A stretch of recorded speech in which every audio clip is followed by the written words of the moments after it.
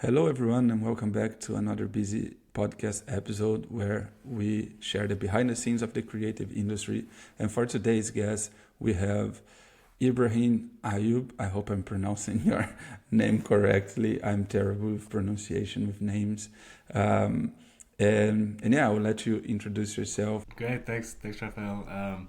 I'm Ibrahim. Yes, I grew up in Boston, right now based in New York, and background is in computer science and systems engineering, actually. So I started off very technical, but very quickly found out that it was not really the path I wanted to take. I was more interested in how do we use technology to better address kind of services and what people are really looking for.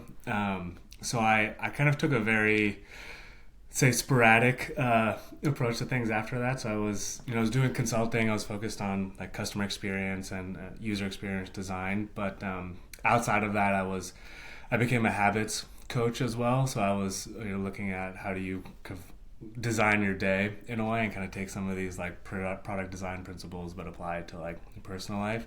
And I was doing a lot of work with different NGOs and nonprofits on also kind of taking design innovation, but applying it to different things around like racial justice, for instance, sexual assault cases, kind of that day-to-day mental health, well-being.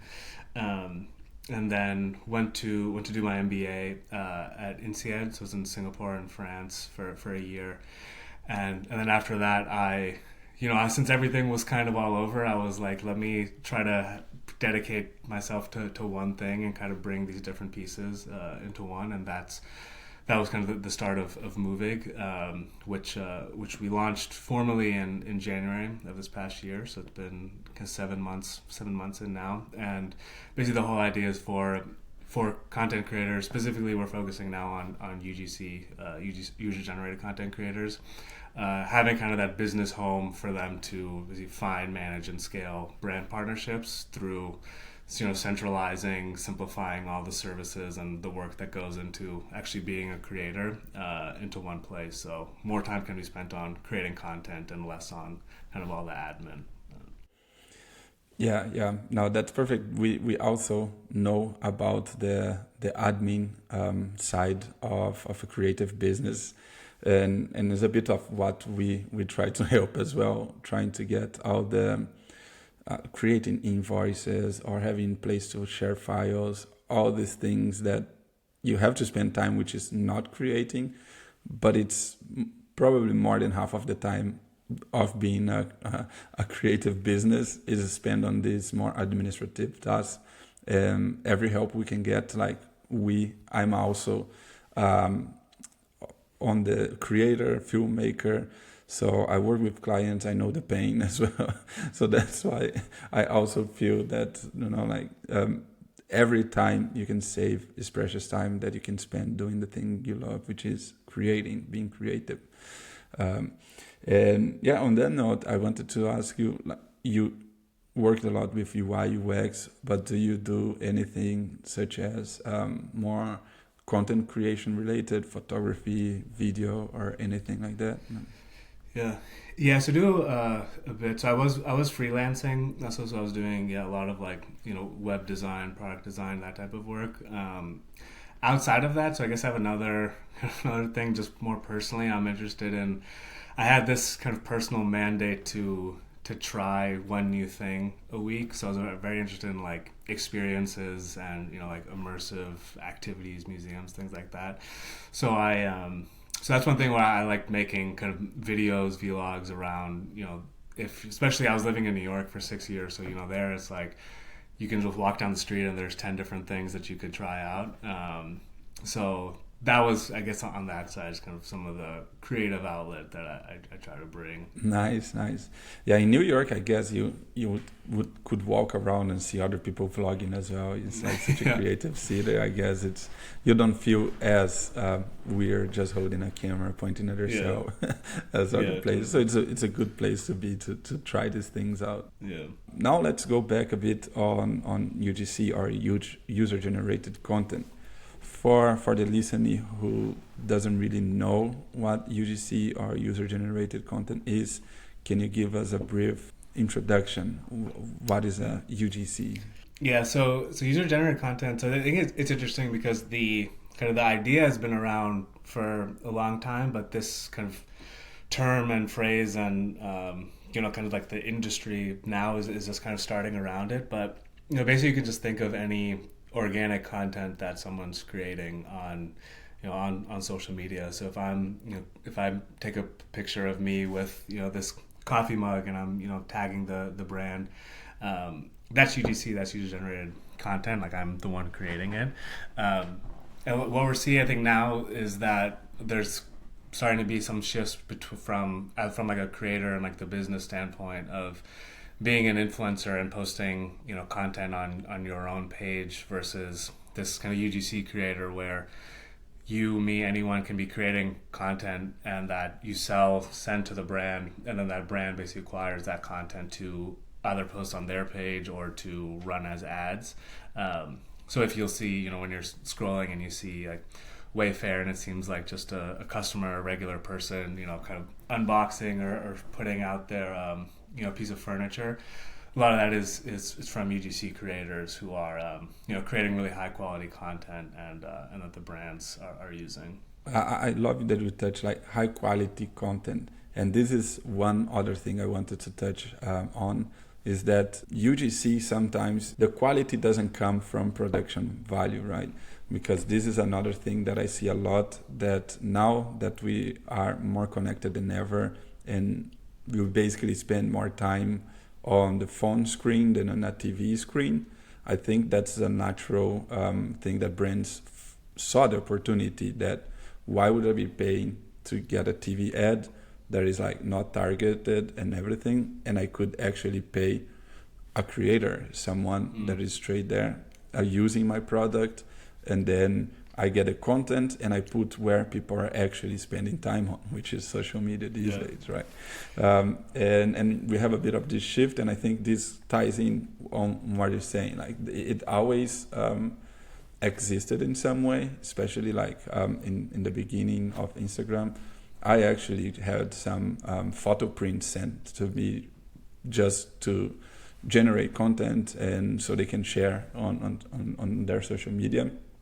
And this was like 4 years ago, which was not the term, not the the widespread as today, but was still the same concept. They were just sending out a free product. I could pick my pictures.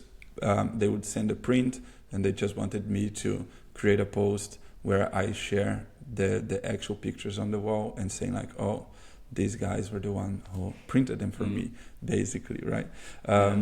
But this was very, very like kind of raw. I literally just took my phone and I went and had the things hanging on my wall. I did a small video I sent to them. They were happy because you don't need very well produced videos. They just need to be like highlighting the product, right? So how do you see this? Is it still the case that you don't need higher production value, or brands these days already are going more into the influencer, well-produced videos? How is it the landscape for UGC? Yeah, no, that's a good call. It's, I think the thing around is a high quality. I think one is quality in terms of like creators as partners and like that professional element of where it is, now like you're working sometimes with really big brands, but the quality in terms of the content, I'd say less around like the production value and more of a quality in terms of how it aligns with the actual brand's objectives. So like, to your point around now just generally consumer trends, and even, I mean, we intuitively can see that like if content is more relatable and seems authentic, we're more drawn towards it. Right? So like if I see, something of, there's again kind of going back to the like furniture example where I could then picture that piece of furniture in my place. It's much easier if it's UGC, the creators kind of showing it in their house versus in a stage room, with 40 lights and like all of this kind of behind the scenes stuff where it doesn't resonate as much. So I think that's what we're seeing in general with brands, where it's much more cost effective, as you said, like to their point, and actually it ends up leading to higher sales and conversions for them, which at the end of the day, brands, it's their businesses, they have marketing objectives, and we're saying is like their marketing objectives now are aligning more around what the service of UGC content can provide, which is in turn also offering more opportunities for people to become UGC creators and also to actually scale and make sustainable, profitable businesses from their side, because now you don't necessarily you don't need certain number of thousand of followers or a certain number engagement rate, or really having to keep this kind of gated community, where if you're a fitness influencer, probably can't be making a lot of content around like home mailboxes or like pet treats, things like that.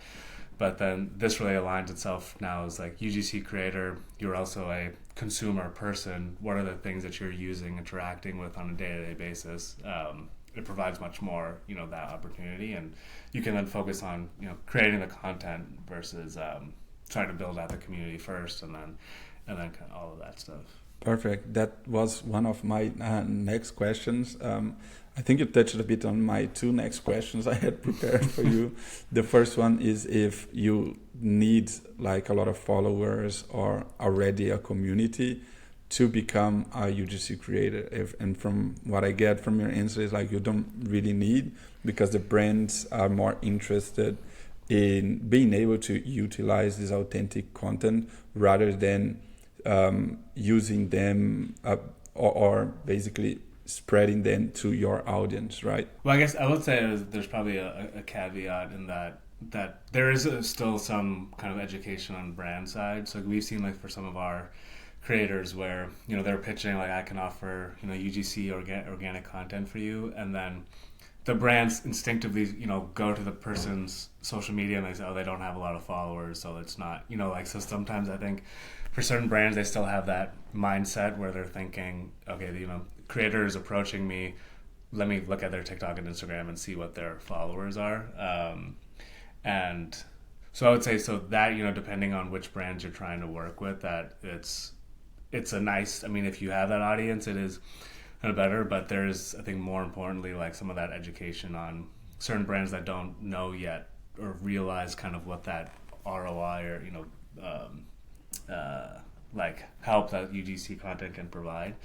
And then also there's we've also seen quite a few people who are influencers who are going into that space, so there's also opportunity to kind of do both as well. But yeah, so there's kind of two considerations, but it's not a requirement, I guess I'll say that, because we've even worked with creators who have 2 followers, like mom and dad, but they make really good content, so that's really all that matters. Yeah, nice. One of the questions that would tie into that, and I guess just bringing a point on this follower topic before we move on, I think it's normally for the brands to do that just because this is the only form of kind of trust or like approval that they can see. It's like, okay, if this guy is creating content for himself and reached, I don't know, 10, 15, 20K, it means that he's creating constant content, right? Whereas if you just look at somebody and then like 2 posts and 50 followers, it kind of gives you the impression that like, okay, is he actually good at creating content? He's gonna, it's a most like a testimonial kind of thing when you have like in web pages. I think social proof, that's social the word proof. That's the word I was looking for. I think this is the only kind of social proof that they have that this person is a creator himself or herself. And now getting more into kind of the technical side. Before we get into that, first, the question I would have is, who can become user-generated content? And this is, you touched this a bit as well, but for whom you think would be interesting to explore this option of becoming a UGC creator? I'd say short version is everyone that can hold a phone basically, or has a tripod. But yeah, no, I think for what we've seen. So when I mentioned like a lot of people who are influencers already familiar working with brands in some capacity, to start thinking about this as another service that they could be, or another way to be working with brands and another kind of revenue stream. I've seen quite a few people with like just general marketing backgrounds as well that kind of understand from the brand side around, like if this is content that they're using for ads, what are best practices around, hooks, call to actions, things like that. And those main, and then, I mean, really we've seen, I think also from COVID, like the start of COVID, that since a lot of people, were at home and, need things to do, that there's, a lot of people started going onto TikTok and also just filming videos. And that I think anyone who enjoys just that kind of video content creation aspect of it, and wants to start actually earning money from it, and like there's certain brands that you have an affinity to or that you like, there's really no downside to even, I would say, just trying if it's something. Like we've had some examples where we have quite a few actually, like moms on our platform who from like being at home, and then also like they started filming stuff with like their kids and things like that, but one example where they bought a rug from Amazon, really liked it, made a video, and then daughter was like, "Oh, you should send that video to that brand and see maybe they want it." And she's like, "Oh yeah, why not? Like, let me just try." So she sent it, and then the brand was like, "Yeah, this is great." And then so she got a collaboration that way. So it's really, I think it comes one of like, if you have an interest in pursuing this, because it does take time, and it's not something overnight. And then basically that's really I would say the only thing that was required for it. And then the time, but that's like things like us where we're trying to create services that enable people to dedicate more time to it, because as you said as well, like to do it successfully, consistently, or without burning out, it's a lot. So like there are things that you need to kind of do to help accelerate all the best stuff behind the scenes. I think you're just answering one question with the other in mind almost. Because the other question I would have was like, what were the requirements? Because I used to do a bit more trying to become I don't like the word influencer. For me, it's way more a content creator, like I create a content. I'm not trying to influence anyone. I'm just like creating some content that can be consumed. If people get influenced, I don't really care. And I hate that it's like influencer. But there was some time that I was playing the social media game more heavily, let's put it this way. And the standard package you need to have to reach out to brands to try to get either free stuff or paid gigs, you would basically need a media kit to have all the platforms that you're in, how much followers, how much reach do you get, and everything. So basically the business starts behind your social media platforms, right? Is this something that a UGC creator also have? Is just a plus? Or how, when I want to be like, okay, today I decide to, okay, I listen to the podcast, this UGC thing sounds great, I want to start trying it. What do I need to prepare in order to start reaching out to brands? Let's put it this way. Yeah, so kind of the equivalent of media kit typically for UGC is just a portfolio.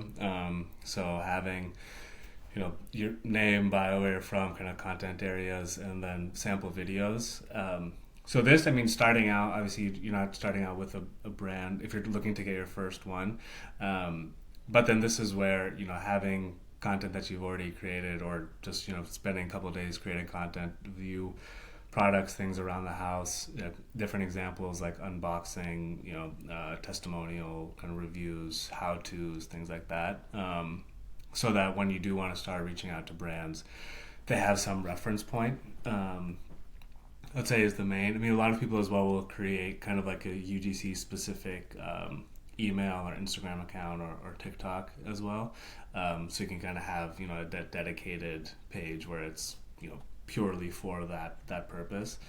And then, in terms of the kind of the outreach, it's So I mean, it can take quite a bit of time. So that's part of what we do is to help kind of simplify that process.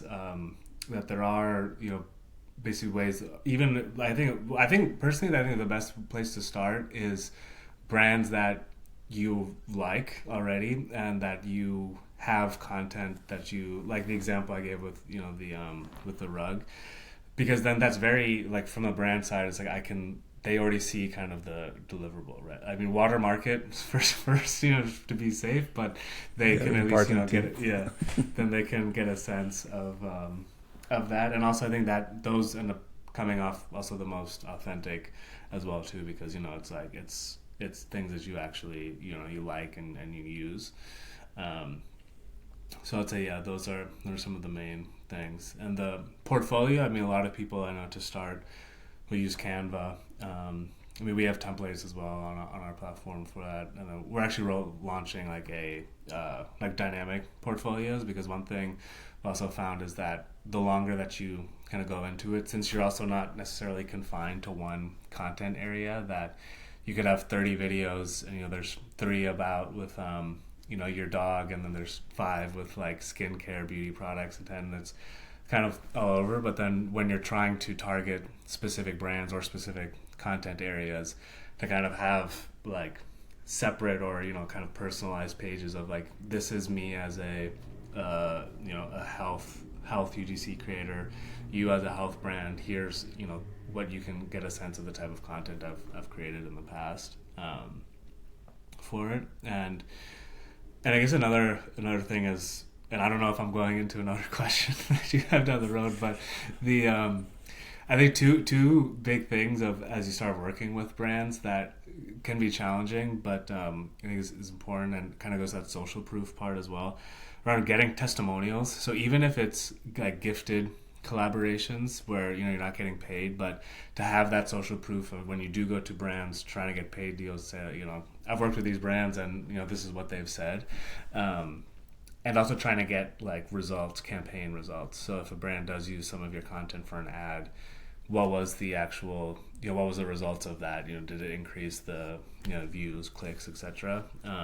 Because then that's really, those are your numbers now. It's not the engagement or number of followers. It's like the kind of the results of your content, I guess. Not one from the content of actually running as ads, but then also the testimonials and what it's like working with you, because that's also a big thing that I think sometimes people maybe discount around that brands. There are so many creators, there are so many brands that there's like, what is it like to actually work with a person, even if they make really good content, but like are things timely, is it and all of that, kind of the relationship part of it, I think is pretty important, because that also then can get you into longer term like retainer deals as well. I love that you touched that, because the other day I was just watching like this guy that I follow, that he has multiple businesses, also created himself, and Jacob Owens, I don't know if you know him. He's like owner of Tropic Colors and everything. They just launched a new like SSD for filmmakers, like very durable and everything. And he was talking about sending products to people, and then they don't really in the end make the content about it or everything. So you already send a product, and then it's kind of hurting your business. So it's not just the content. And this is the other part of the business that we were talking about, that is not about the content itself of creating it, but just being a good professional. Because in the end, this is a profession like any other. Even though it might seem like you can start as a hobby and turn into a profession, but business, when they're looking for this type of content, they're basically looking for return on some investment. So they will invest, paying you to create content, expecting that this is going to bring something in return. And I think this is something that especially people coming from hobbyists into kind of start earning money, they miss this point that is not just any content. This content, the main goal of the content is not to be funny or anything. It's to actually generate revenue in long term for the business. And I think this mindset also is something that if you have it, you're onto a good start. Next question I had, it was mainly about platforms, because you're saying about TikTok, Instagram. Is there, I will break it into two questions, because the other question is like how to build a content, if you have a content structure that usually brands look for. But before that, does it matter where you're at, if you're Instagram, TikTok? Do you have to be in social media? This you already said that not really, as long as you create content. But do you see that this being in one platform or another for this type of content can help you not only with getting out of brands, but getting an understanding? Because I think these platforms is mainly where this content is going to be shared. And if you think that it's important to be in any platform, or if there is any platform that you can get an edge by understanding, how is it, the landscape? Yeah, I mean, I think it's, by default now, like, Instagram, TikTok used to have the accounts and things set up. I think TikTok, still there is a bit more of this variability in terms of, I think there is the opportunity for things to just like kind of, go viral or to really explode more so than Instagram. But I think it's also dangerous to play for that, where because it's, you never know, right? Like it's just kind of a gamble at the end of the day. I think when it comes to UGC and brand partnerships, that the one thing we've also found, like with TikTok especially, that still there's a lot of brands that don't really have like good TikTok profiles and things set up. So I think there's definitely an advantage or an opportunity where, when you're looking at brands, especially smaller ones, I mean, other even like startups or like companies that are growing very quickly, that TikTok, it's still something where it's like, it's kind of, a lot of companies are like, oh yeah, we need to do that, but they never do it. So I think that's where, as a UGC creator, one, you can also position of like, I create content for you to also to basically boost or increase your startup, your TikTok profile. And we've seen a lot of creators actually that and started to do that, and it was 3-4 videos, and then company was like, can you just kind of take over and kind of become like the face of the brand, and then they're doing it monthly, which is great, because then great, it's stable, consistent work, and then brands basically have something for them that they can kind of rely on that side. So yeah, I would say that. And then I mean, Instagram, I think both tools are also good in terms of finding brands. I mean, this is one time where it's actually maybe good that you're getting ads in a way, even though they can maybe be annoying. But then you can see like, okay, these are the types of brands that I'm being like targeted for ads. Then they're probably, if it looks like UGC, you can reach out to them as well. So that's, I guess another thing though, because I think with UGC, another nice thing about it is that because it's not tied to engagement, followers, etc., it is platform agnostic. So you can create content that is for TikTok, but it can be repurposed for Instagram. It can be used on a Shopify or e-commerce website. And I think that's also I think it's good from creators' perspective, where let's say tomorrow if Instagram shuts down, if you're an influencer, that kind of kills, that's very disruptive. If you're a UGC creator, it's not really a big issue, because it's you still have the content. So yeah, so that's one thing where it's good. And then also from a brand side, and it kind of goes to that point around education, around like, this is content that you can be using, yes, for Instagram, TikTok, but yeah, I mean, we see even with Amazon sellers that they put them as product reviews and videos, and that does also increase their sales as well. So there's a lot of opportunities that it does. As now the UGC creator, you also kind of have to be like the sales, you have to be the kind of the salesperson, but also like for some brands who don't understand, you like kind of have to show them this like business case around all the opportunities if they don't realize it yet. One other question to wrap up a bit this UGC becoming a UGC creator section, let's put it this way. The first type of content that comes to mind when I talk about UGC is what you're saying, the ads that you see on social media. And I think this is the most straightforward for brands also to kind of get a grasp if it's working or not, and kind of see if they're getting return on their investment. But you just talked about creators that started working with a brand. They started kind of their TikTok channel and then they took over. And this is a side that I didn't really think that was still, he's basically kind of being a freelancer content creator. And at this point, it blurs the line because is it user generated or he's working for him, But this is something that I didn't really think about to reach out to brands to help them in their content strategy, basically outsourcing content production, right? Which it's a very interesting angle. So the question going back is, do you see that now we are getting more types of UGC, not only ads, or is primarily still focused on unboxing product reviews that are like very close to sales?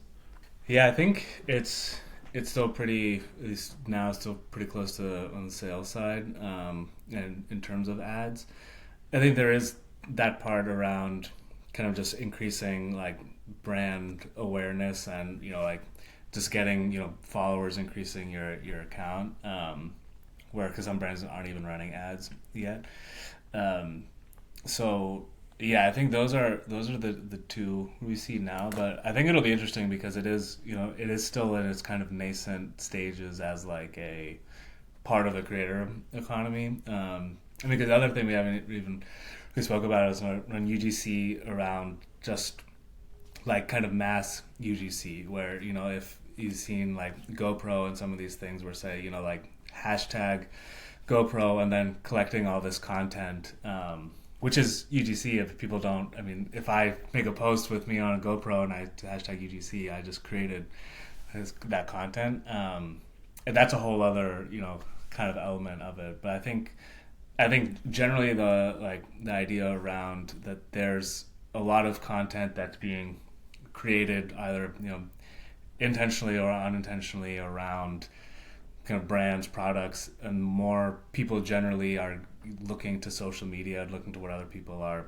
saying or talking about to evaluate whether this is a brand or product or service I want to work with, or I want to have. Then it's about what are the different connections and parts, and how does the ecosystem start to kind of change in a way, because it does. As you said, it is blurry, right? Like if you're getting even paid for UGC in some situations, and people are like, is it really authentic then in that situation and stuff as well? So there are different elements of that are still kind of being, I think, worked out. But which I think is also probably the best time, to get into it now, because this is like where you can also kind of pave your way, and things aren't as, I would say, regimented or like only specific lanes one can go down. There's a lot of different opportunities. That's the perfect bridge for the next topic I wanted to get into, which is creator economy. This new kind of area, industry, field, I don't know what to call. And yeah, the first question would be basically like how you that are inside the so-called creator economy, for people that kind of, what is this term about? What is a creator economy? Can you explain a little bit what does it mean, the creator economy?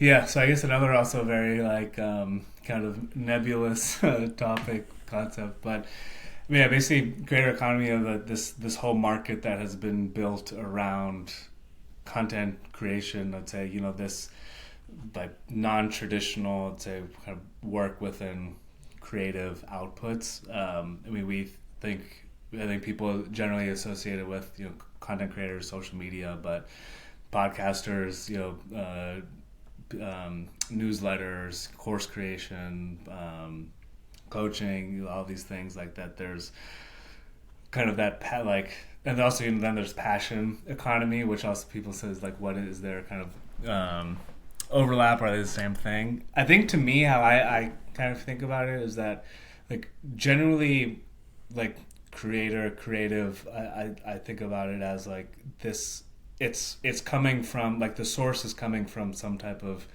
independent or like personal kind of interest, and that there's a creative, now there's a market that you can basically build a business around your creative outlet, whatever that outlet may be.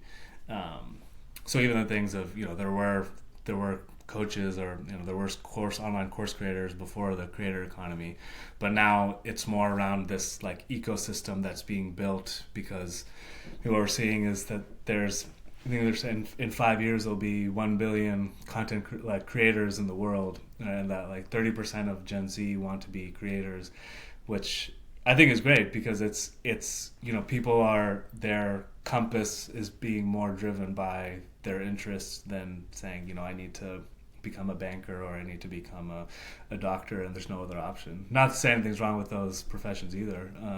My sister's a doctor, so it's all good. But that kind of, that setting around, and that's what really drove me towards, this space as well, because I can see people trying to want to create businesses around things that they're passionate about, interested in, and that there should be these tools and services to let people actually, actualize their creative outlets. So I guess that's a long-winded way of saying it.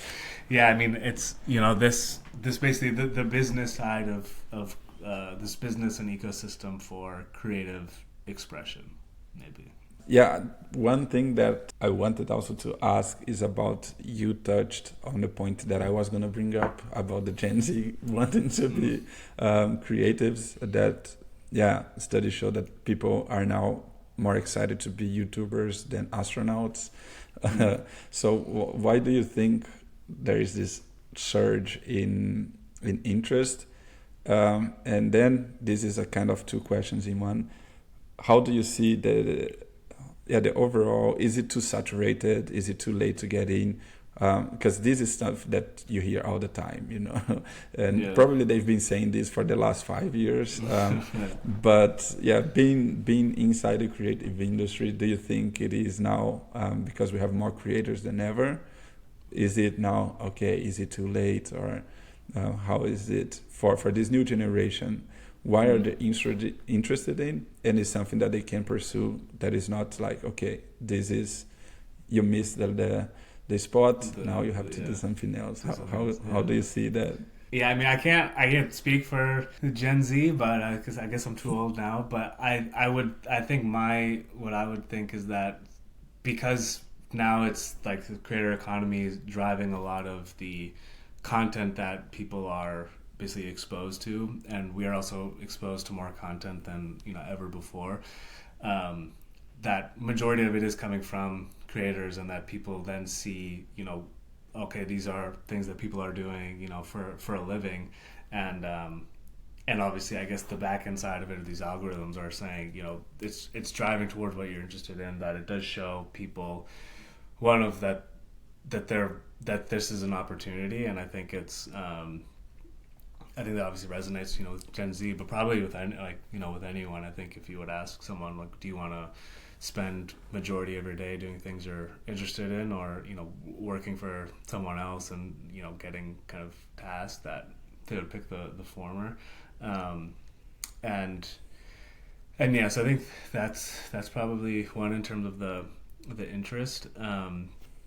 On the other side, with around saturation, I think, I mean, because we obviously, since being in it, we always see these reports of like one day it's creator economy is booming, the next is the creator economy is dead, like there's no creator economy middle class, the creator middle class is coming now, and all of that. I think the I kind of think of like, what are the underlying like principles of it, and then what may or may not change, and what do we think will generally hold true.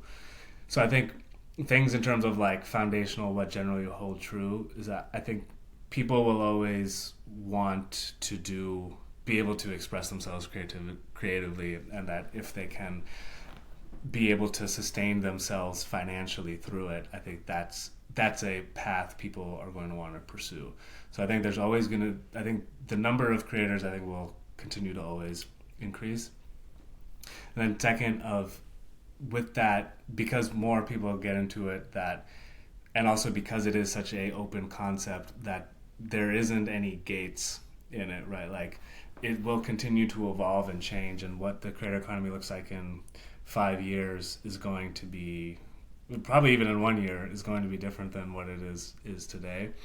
So from a saturation perspective, I think there's yes in the sense of if you look at one specific area, now there's more nano beauty influencers than there were 1 year ago for sure, and there's probably going to continue to be more. But is there more opportunities for you now to enter than there was a year ago? Then I think definitely yes, because now it's not just I can become an influencer in this space. I can UGC, I can create courses, I can do all these different things. So I would say I don't think saturated is the right word. I think it's more, there's more people in it, but it's not overly dense yet, I guess, in that way. Like, there's still areas that people can get involved in. I share the same kind of idea as well, because and I find it funny that these things, especially with internet kind of related jobs, there's always these. You have like, I've started my content journey with SEO like almost 7 years ago, and then the times I've heard SEO is dead, it's like I can't even count, Yeah.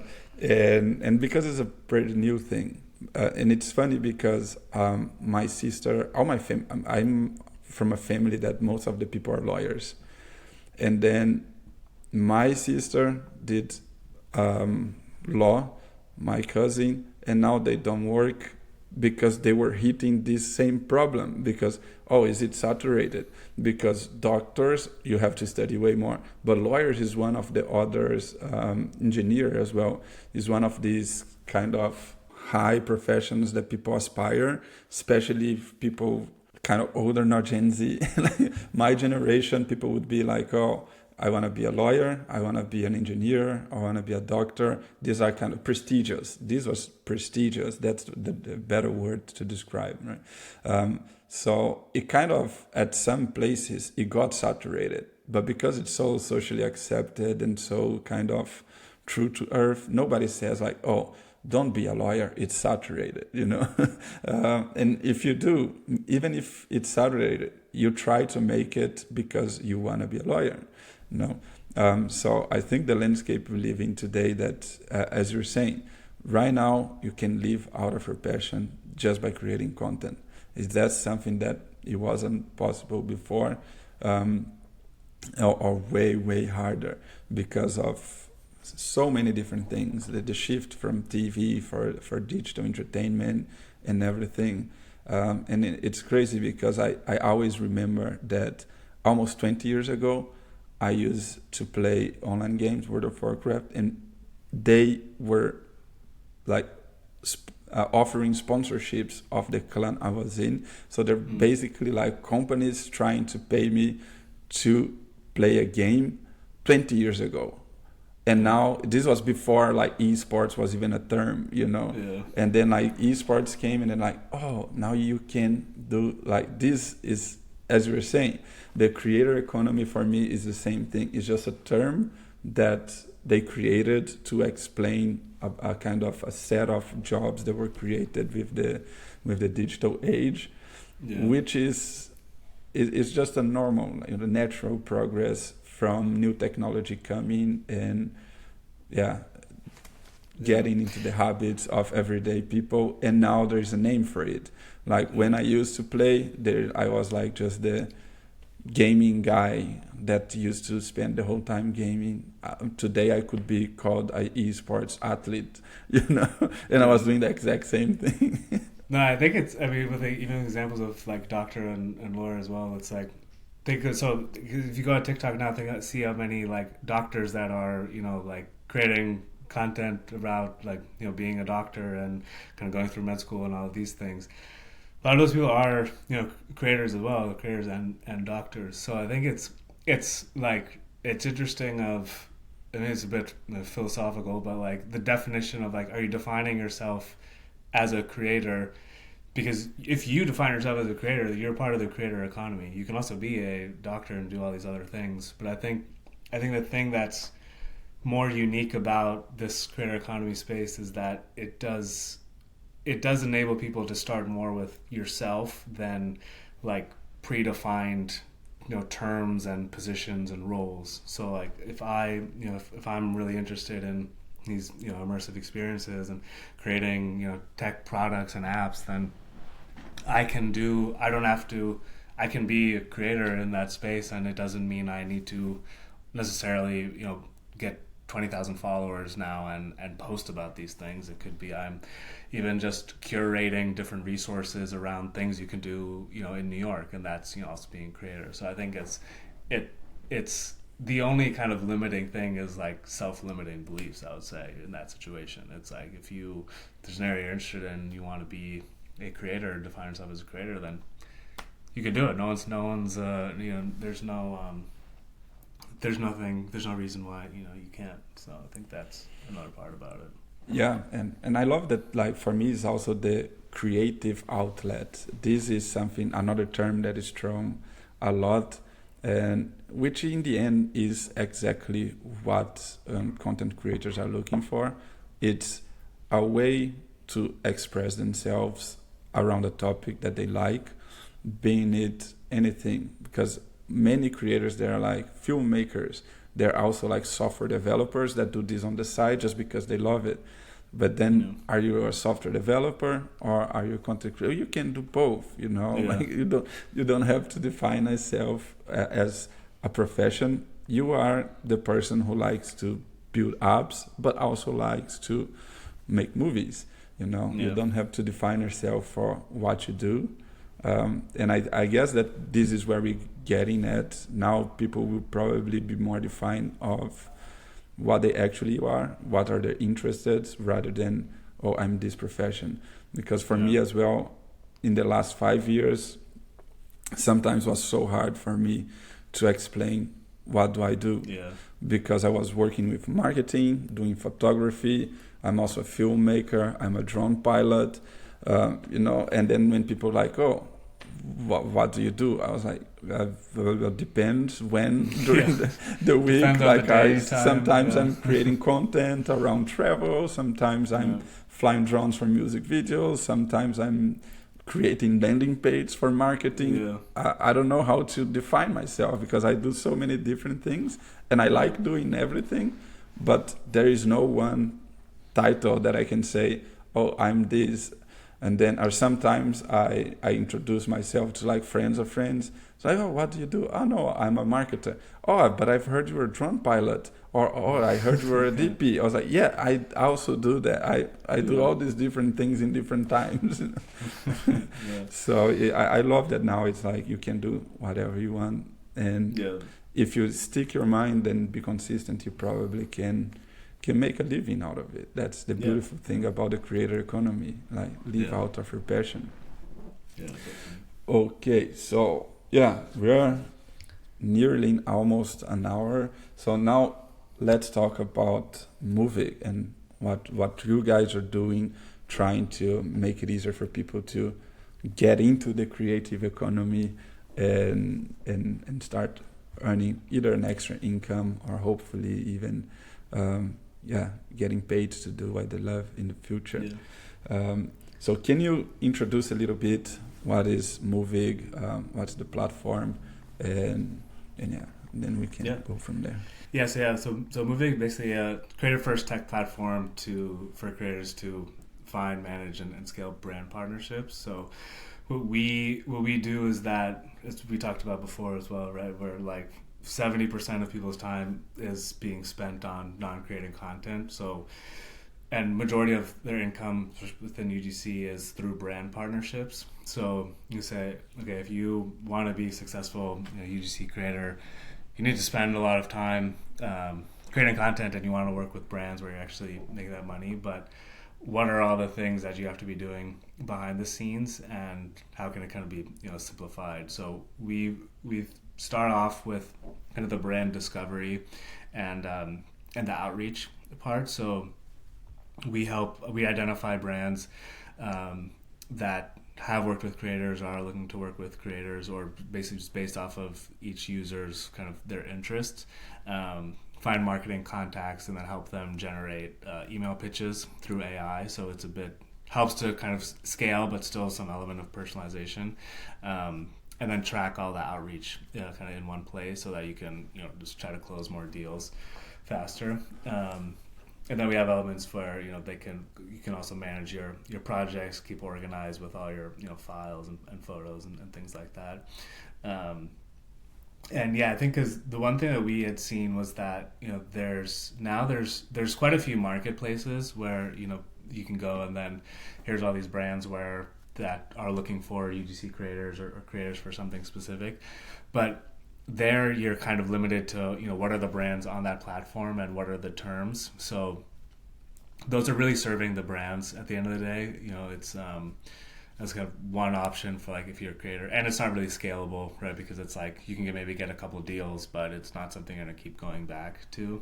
And then the other option is you can get an agent who will take a big cut, and then also you don't really have control, and you're not really interacting with the brands a lot of the time, so you're kind of stuck with that whatever you're getting from them. And then or you gotta hire like a virtual assistant, but can be unreliable, and it may not really be specialized in that space, or do everything yourself, and then you're in control, but it's extremely overwhelming.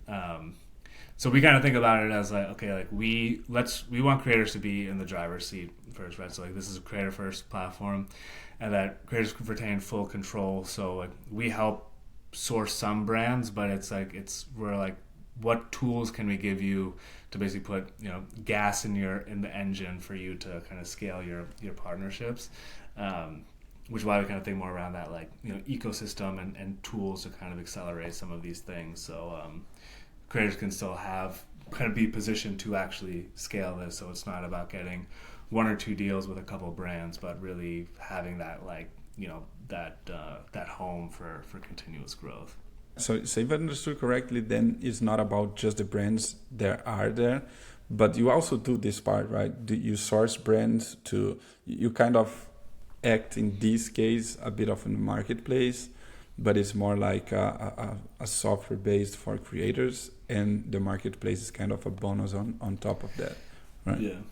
Yeah, so the brands, like we have some, brands also now have been approaching us about, looking for creators. So we have like specific opportunities, but I mean, we think more around like, for instance, if you're a creator and then you see some of those ads on your TikTok or Instagram, a lot of times people take screenshots and be like, okay, I'll try to DM that brand to get the marketing contact.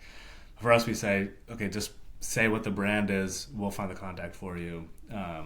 So like we try to think more around that like services than just kind of being another marketplace where because then also there could be like 600 people applying to one role. No, I love it, because I think that the outreach is probably one of the biggest blockers for people trying to get into it. And through the platform, do you mainly get emails? And this is one question I actually had before. If I'm a creator, what is the best way that I can approach brands? Do I just go directly on their Instagram account, or do I have to find an email? How does it work, the outreach? How do you guys see that is the most kind of effective way to go about it? So I think email is usually the best.